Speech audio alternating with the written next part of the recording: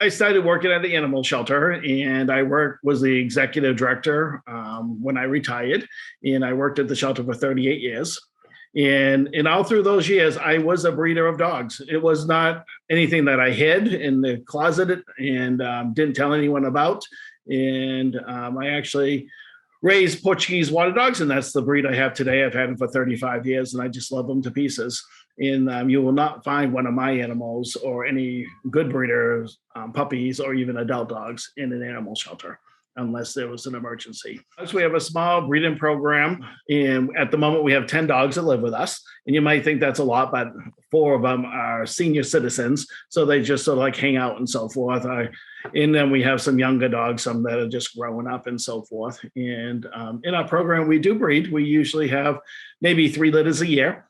And then we do a lot of dog showing, and we do lots of performance events where we do obedience, rally, scent work, and water work with our Portuguese water dogs. We also show in conformation, which is the beauty part of dog shows. We're very happy that we have people that have gotten puppies from us, and we have some people that have 5 generations of our dogs because they over and over again, they come back for their next dog. And that tells us a lot that we care about them. And that's another big difference between us breeding as good breeders and puppy mills and so forth. They don't care about temperament. You're not going to know what type of temperament your dog is going to grow up to be. And I'll say this also, when you get a puppy from the shelter, you don't know what temperament they're going to grow up to be. People need to remember that animal shelters were most likely started by the local kennel club people who had interested in dogs, took dogs in that were strays and so forth. And then from there, they built an animal shelter. And that's actually what happened in my town growing up. The lady I work for, she actually was one of the members of the animal shelter committee that built the first animal shelter in the town of Albany. So, and then it just went from there. And then at some point, there was a divide between breeders and animal shelters. And then one side was bad, the other side was good, depending on which side you're on. So for me, it's always been, we always can work together. Okay, my dogs and good breeders, their dogs never end up in animal shelters. If they do, the breeder will pick them up because it was brought there by mistake. So I decided to start breeding dogs because of my clients. I am a dog trainer, and I have had to sit with way too many clients and hold their hands and help them to understand that the dog that they love and have had in their homes and have adopted is not the right dog for their family. And it's a heartbreaking decision for the clients. And I thought it would be nice if there was a place for these families to go and get both a physically healthy and temperamentally healthy puppy. And that's why I decided to start breeding puppies for health and temperament. The goal of my breeding program is to consistently breed dogs with excellent temperaments and excellent health. It's simple when you state it, but it's not simple to do. We simply want to breed dogs for health and temperament for families. If I have a choice, I'm going for a medium-sized dog. And for me, a medium-sized dog is 35 to 50 pounds, right? I don't want anything too much bigger than that. I don't want anything too much smaller than that. But the only pressures I want to have on my breedings is that they're healthy and that they're temperamentally sound.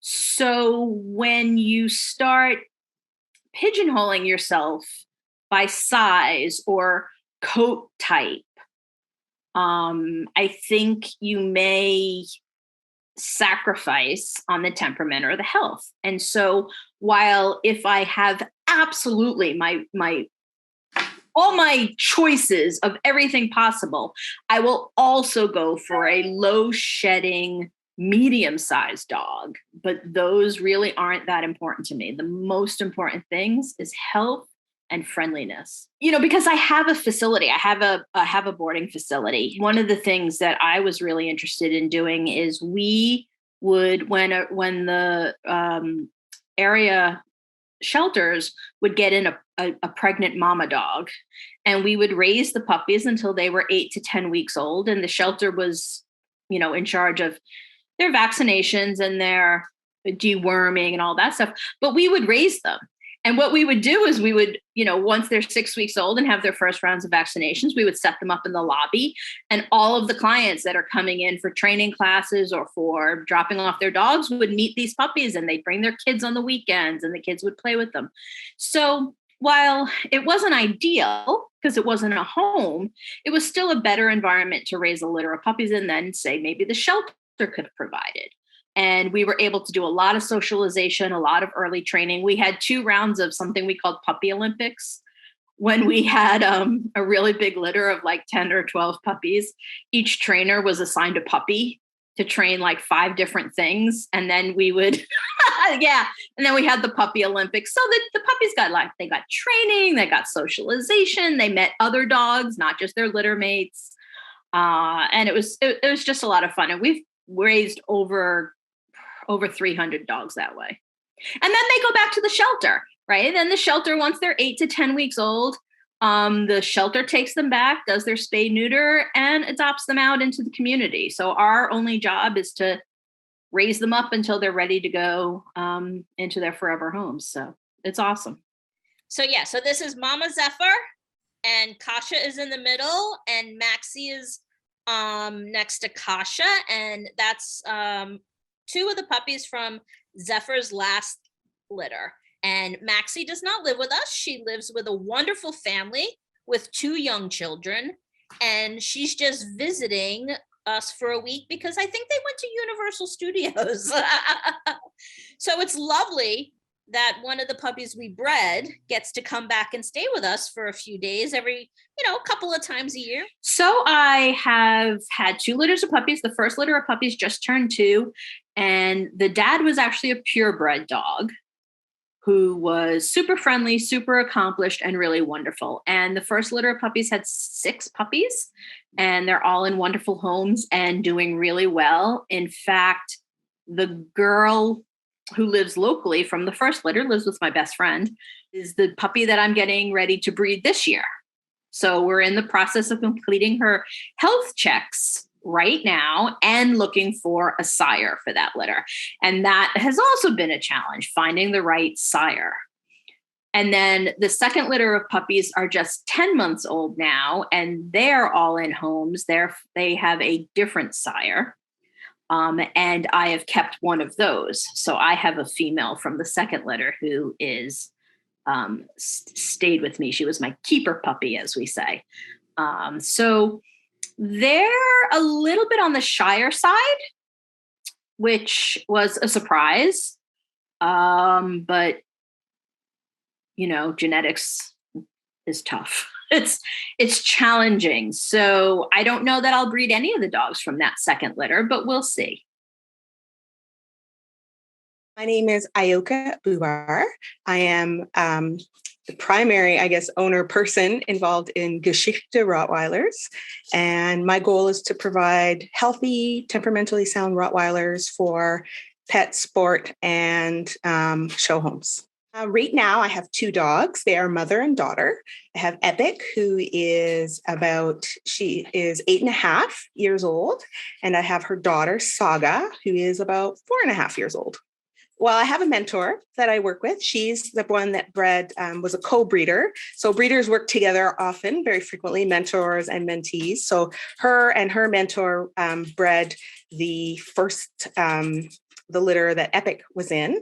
And Saga's litter, we co-bred because I co-own that dog with my breeder mentor. For me, it's about preserving the breed of the Rottweiler and the versatility of the breed. There's lots of people that are focusing on producing show Rottweilers. There's some that are just producing, I say just, that's not the right word. There's some that are producing Rottweilers for pet homes. There's some that are producing Rottweilers for sport, but there's not a lot that are trying to look at all 3 of those aspects and keeping them sort of together and in mind when you're producing the breed. I'm trying to breed the dog that I would want to have. The thing that I'm most proud of is that they are in fantastic homes where they have owners that love them, that take them on vacation, that do, all the things with them, and they're love members of their household. That is the thing that I'm most proud of, truly. And honestly, titles and Dog show wins and that kind of thing are great, but they're the gravy on the cake. Knowing that a little boy and a little girl love this dog and seeing pictures of them with their dog on vacation or at home by the campfire or paddleboarding or swimming at the pool. This is a Russian toy, a long coat Russian toy. The breed is new to AKC, but not a new breed. And they are about 5 pounds, but they have a square build, so they can be pretty athletic. So with Pawa, she's done rally obedience. She trained as a therapy dog. Her son's doing agility. One of her other sons is just hanging out with his family. Her daughter was used in a breeding home, and I think it's a nice little dog, and it reminds me of the structure of my dog I got from the shelter when I got my first dog, which was Mo, and he was from the shelter. I actually have 2 Chihuahuas I got from the county shelter. Mo turned out to be really good at agility, and I wanted another dog like him, but he is, he's got a more moderate face than at most Chihuahuas, and he's got really long legs. So I couldn't get another Chihuahua because they probably wouldn't be the same. He's also really friendly and drivey and stuff like that. So then I started looking into other breeds, and I found the Russian toy. And I went to the breeder's house, the local breeder's house, and she introduced me to her puppies or her dogs. And then a couple of weeks later, she asked if I wanted to come over and see Russian toys be born. And I did. And so kind of from there, we became really good friends. And then I got my first intact male dog. So my first breeding dog. My goals are for performance homes and pet homes. So I want dogs that could go to performance homes where they're going to do agility or obedience or something like that. And then also family homes. So I just got a video from one of our homes the other day, and it was her toy dog. So we have Russian toys are 5 pounds. Her toy dog playing with a baby that I think she must be about 10 months old. It's very, a lot of times I see dogs and babies and the dogs look very uncomfortable, but the dog was, rubbing up against the baby and running around. And it was really, it's really nice to see dogs in that kind of home where they can be a good family dog and a good pet.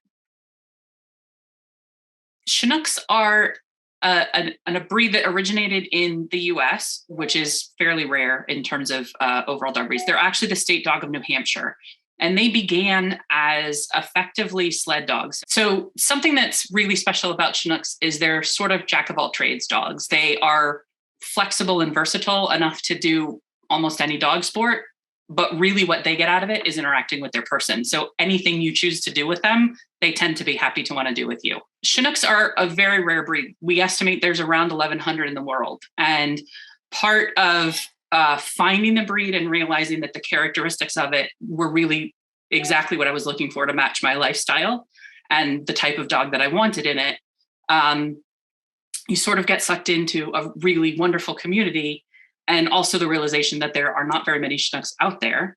And one contribution that I was able to make was to say I can step up and help breed Chinooks so that there is a sustainable future, so that more people can enjoy them down the road.